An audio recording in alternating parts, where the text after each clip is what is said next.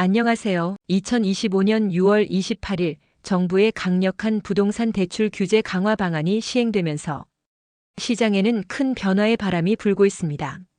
하지만 많은 분들이 궁금해하시는 점은 이번 628 규제가 끝이 아닌 추가적인 부동산 규제가 뒤따를 가능성이 있다는 것입니다. 오늘은 628 규제 이후 전국 부동산 시장의 상황을 객관적으로 진단하고 앞으로 어떤 추가적인 규제 조치들이 나올 수 있을지 신중하게 예측해보는 시간을 갖도록 하겠습니다. 정부의 부동산 정책 방향을 정확히 이해하고 미래에 대비하는 것은 성공적인 부동산 계획의 첫걸음입니다. 함께 심층 분석을 시작해보겠습니다.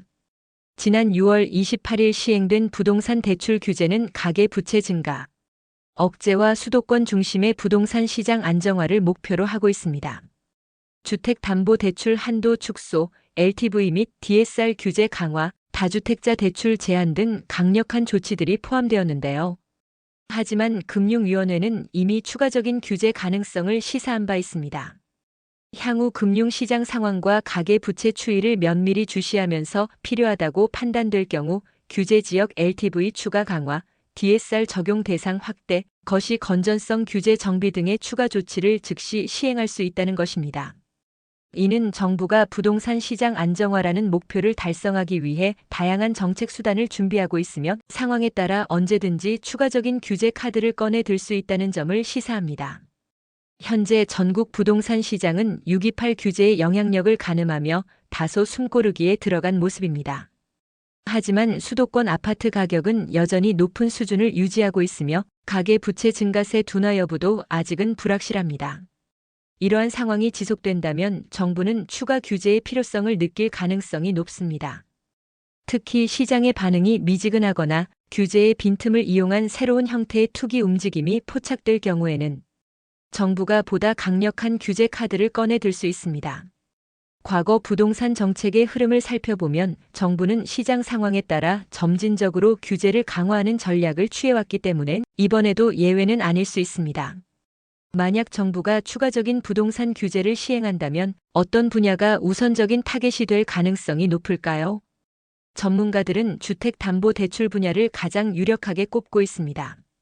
이미 628 규제를 통해 LTV와 대출 한도가 조정되었지만 정부는 필요에 따라 규제 지역을 확대하거나 LTV 비율을 더욱 강화할 수 있습니다. 특히 고가 주택에 대한 규제를 강화하거나 현재 비규제 지역에 대해서도 LTV 규제를 새롭게 도입하는 방안을 고려할 수 있습니다.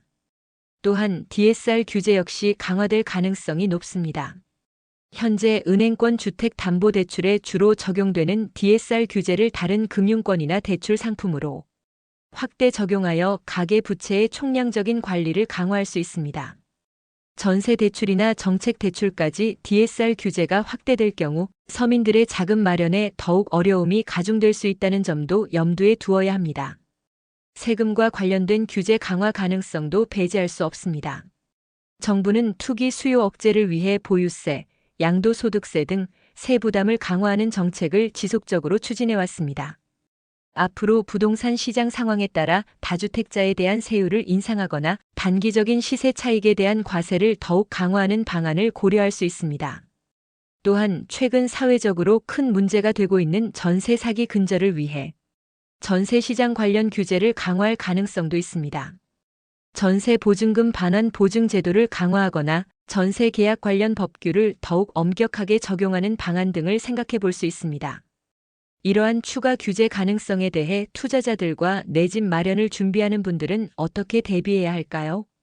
투자자라면 단기적인 시세 차익보다는 장기적인 관점에서 안정적인 수익을 추구하는 전략으로 전환할 필요가 있습니다. 정부 규제 변화에 민감하게 반응하면서 투자 포트폴리오를 재점검하고 리스크 관리에 더욱 신경 써야 합니다. 무주택 서민의 경우에는 정부의 주택 공급 정책 변화에 꾸준히 관심을 기울이고 공공임대주택, 신혼희망타운 등 정부 지원 정책을 적극적으로 활용하는 방안을 모색해야 합니다.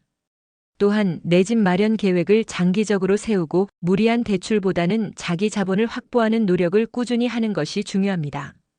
급변하는 부동산 시장 상황 속에서는 예측 불가능한 변수가 언제든지 발생할 수 있다는 점을 명심하고 항상 신중하게 판단하고 대비하는 자세가 필요합니다.